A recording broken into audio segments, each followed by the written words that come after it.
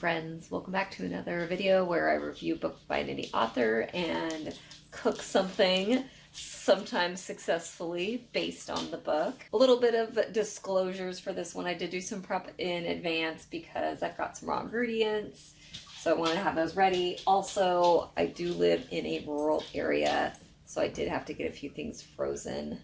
I do try to get fresh and authentic as often as I can, as you know, but was pressed for time, couldn't do it. Today I'm going to be reviewing A Garden of Stone Houses, and this is a historical fiction with some paranormal elements, and it is set in kind of like two dual timelines. So there's an 1840s and an 1860s in New Orleans, and in honor of that, I'm gonna make jambalaya. I'm real scared because I don't usually eat spicy foods, but I'm honoring the book, so we'll do it.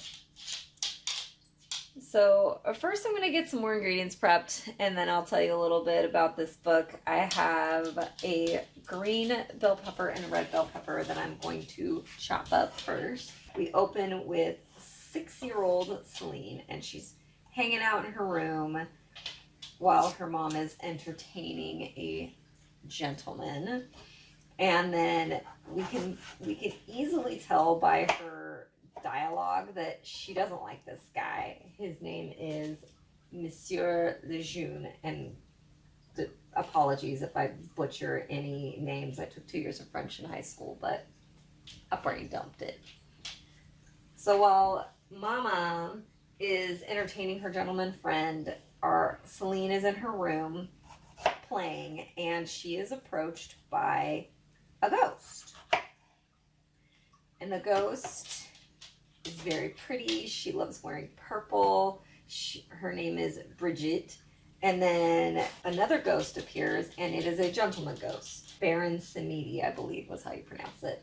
Both of them kind of let her know that they're going to be there for her, and they teach her how to make offerings to the spirits and help divine certain aspects of her future. So then we cut to when Celine is, I think she's probably like late teens, early 20s.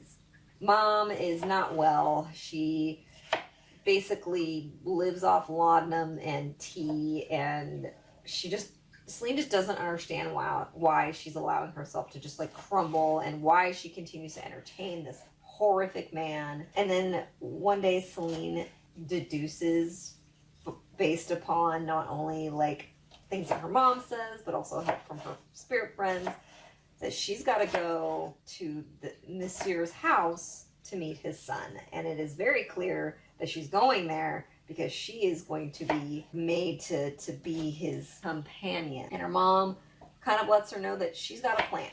So she doesn't even have to worry about it. She's not going to have to sleep with this guy, but just follow along with it. And not only is this disgusting to Celine because of the whole idea of being a kept woman, but she doesn't even like dudes. She's got a girlfriend, and the girlfriend is supportive of her, knows about her being able to see the spirits, and is just like, apparently your mom knows what she's doing, so she's like, you don't have to, as long as you don't have to sleep with them, she's like, just go. The next thing I'm going to do is chop some celery. Got a green pepper, a red pepper, some celery. Now I'm going to mince up some garlic. So to give you a little bit more background, Celine, as I said, lives with her mom, and her father is dead, and she doesn't know what happened to him.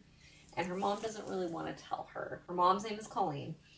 Celine has been able to actually commune with her father's ghost, and he's also been a little bit shady about the details of why he died. She just wants to enjoy his company, so she doesn't pry too much, but she is getting frustrated with her mom, and why is her mom so apathetic? She's so full of anger and resentment that he doesn't start with sharing that much. So she has to wait till she's kind of more centered, I guess. And then he kind of starts to reveal some of the story. We then flash to the 1840s, and Colleen has just got off the boat from Ireland. She's escaping a scandal, and she's become indentured to Monsieur Lejeune. She is there to be like a maid to his wife who's pregnant, and she is picked up off the boat by a gentleman named Day,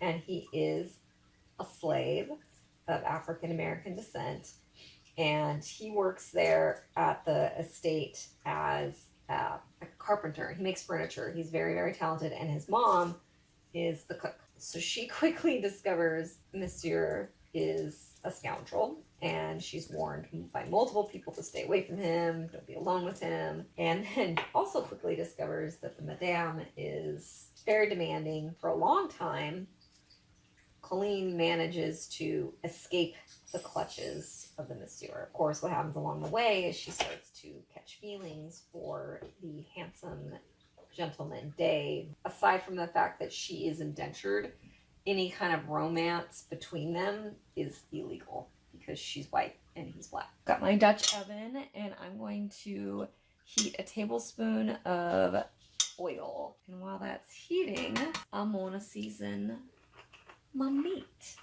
I have two different kinds. I have a pound of chicken breast, and I have 10 ounces of andouille sausage.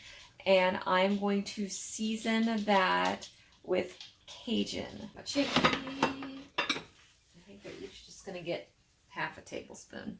Colleen settles into her role, taking care of this pregnant socialite, trying to deny that she's got these growing feelings for this young man. But inevitably what happens is that she figures out that she does have these feelings, and she tries really hard to hide it, while also simultaneously trying to figure out, like, if he feels the same way. Because if they do get caught, not only is he, could he be killed as a slave, but, who knows what kind of horrible things that Monsieur is going to be doing. You can't stop love. So as their love story kind of starts to evolve, Celine becomes more and more sympathetic to what her mom is going through. However, she's still not really clear about, if this guy was so horrible, why is her mom, I'll say date lightly, but why is she forcing her to date his son? And also, why is she continuing to put up with being his mistress and taking his blood money? I'm gonna try not to spoil, because I just really love the way when you have a story and it begins with something and there's this just misunderstanding or confusion about a thing. You don't understand the character's motives, but as the story progresses and you learn more about history and the backstory and what they actually went through, you go from sort of loathing them a little bit to really rooting for them. And that's how I felt about Celine's mom. I was just like, what's this bitch doing? Got my chicken and my andouille sausage kind of tossed in some of that Cajun seasoning. Okay, sausage.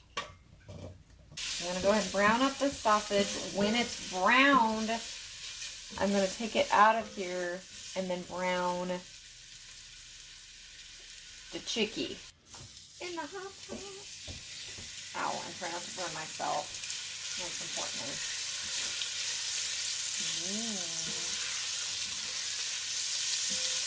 So in addition to learning more about Colleen, we're also learning more about Colleen's dad, who's actually named David.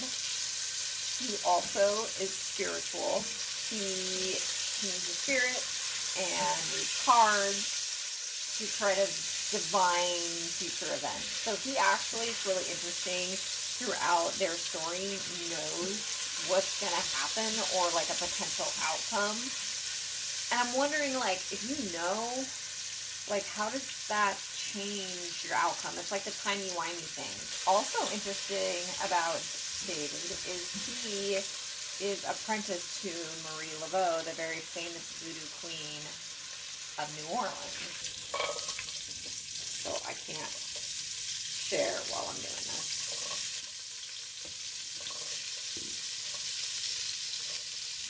Onion. So we gotta stir this up until the onion is soft and transparent. Colleen's feelings for David become. See what I did there?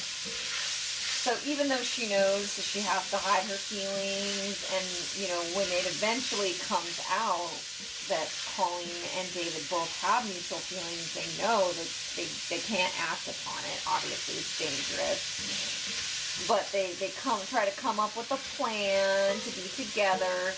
But, like, it just was funny to me how, like, quickly she confessed to this gal. She's a beekeeper who does become like a very good friend, and who obviously has, you know, kindred feelings, that she was in love with this man. Anyway, it's pretty obvious, and also Monsieur Lejeune is also suspicious, but they're pretty good about hiding it when they're at work. Props to them for that.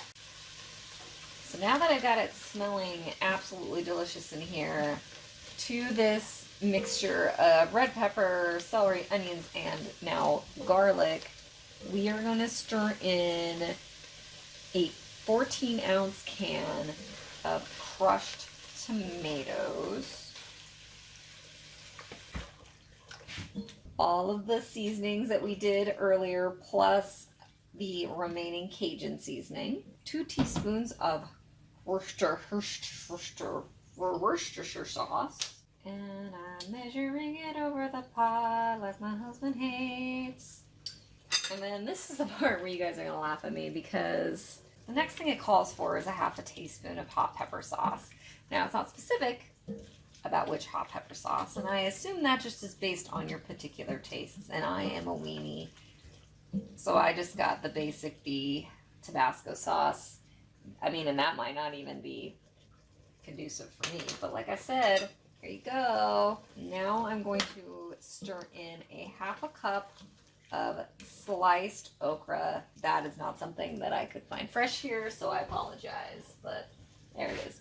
Boop. Now we're going to add the chicky and the sausage back. And that's going to cook for about 5 minutes, so we just basically want all of the amazing smells and spices to do their thing. Once again, I wish that you guys could smell what's happening here. I'm going to add 1.5 cups of rice and 3 cups of chicken broth. So, Godspeed rice, my chicken broth, myself. But I'm adding that in. Well, first I'm going to bring it to a boil, and then I'm going to reduce heat to low medium, and then I'm going to cover for 20 minutes. We'll see you in 20 minutes. I may have overcooked the rice, but it was only for 20 minutes, but it smells delicious. Okay, so we're almost done. The last step is I have a pound of raw shrimp. Add that to this, stir it up, cook it through until the shrimp is pink. So now here we have this situation. We have the 1840s where Colleen and her man are trying to figure out how they're going to be together while dodging this complete a-hole. And then you have the timeline 20 years later or so where Celine is trying to uncover her mom's plan and figure out what her big role in it and why she's basically being used as a toy for this Raoul guy.